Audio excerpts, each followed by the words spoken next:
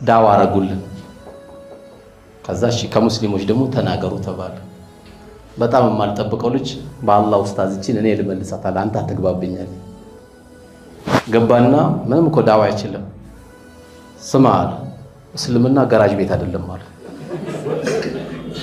እኔ ሩዝ ባህኒል በልቼ መጥቼ በኋላ ላይ ደግሞ ኬኩን በልቼ መጨረሻውን ማኪያቶ ጠጥቼ እናንተ ላይ እኔ ወላሂ ብዙ ሽምግልና ይገጥመኛልና አንድ ቀን የሚጣሉት በ110 ሚሊዮን ብር ነው። ዋካችሁ አንተ 30ውን ብትወስድ አንተ 15ቱን ብትወስድ አንቺ ደግሞ 10ውን ብትወስጂ ምናምን አልኳቸው። አይ ይሁሉማ መውሰድ የለበትም እኔ ከአባቴ ጋር እኮ ብዙ ደክሜያለሁ እንዲህ አድርጌያለሁ ብሎ ተጣሉ።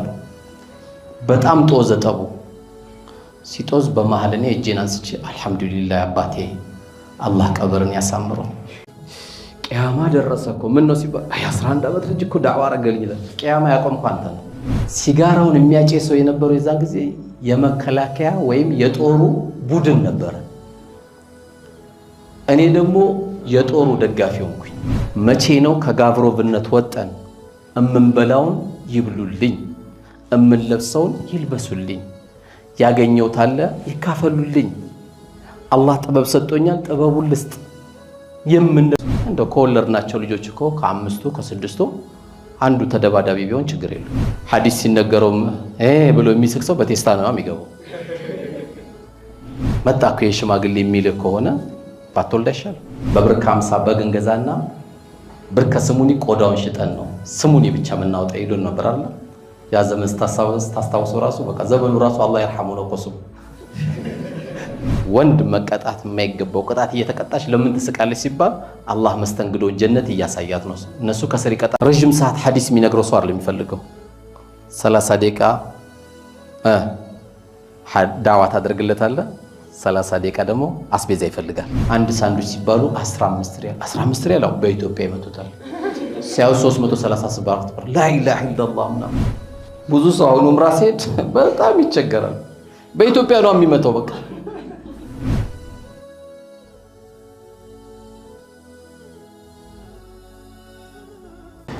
እስልምናችን በጣም ብዙ ነገር አስተምሮናል። ከምንጩ ሲሆን እስልምናችን በጣም ብዙ ነገር አስተምሮናል።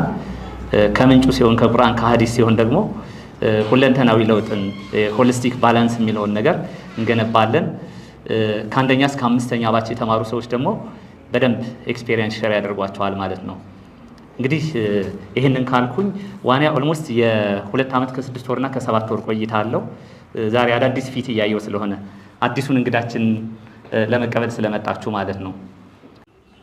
ሀብቱ አለ ረህመቱ አለ ይዘንባል፣ ንፋሱ አለ ይነፍሳል፣ እንቅልፉ አለ ይተኛል አልহামዱሊላህ፣ መንቃቱ አለ እንሄዳለን እንንቀሳቀሳለን።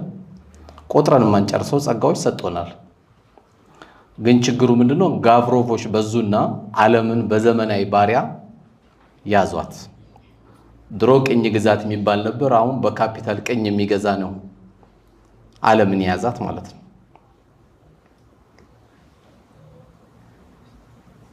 እንግዲህ እኛም ደግሞ ለዚህ ምድር ትዳር ፈልገው ወደ ትዳር እንዳይገቡ ያደረጋቸው የትዳሩ ካፒታሉ ቸግሯቸው ነው። እያንዳንዱን ችግሮቻችን ስናነሳው ሰዎች ስላጣን በተለይ በተለያዩ ጉዳይ ላይ የምትንቀሳቀስ እህቴ ጥቂቶች ናቸው። ጥቂት አሁን ከሁሉም ሰው ጋር ስንነጋገር 60 ሚሊዮን 70 ሚሊዮን እንላለን። ግን 70 ዳኢ እንኳን የለንም። 70 ዳኢ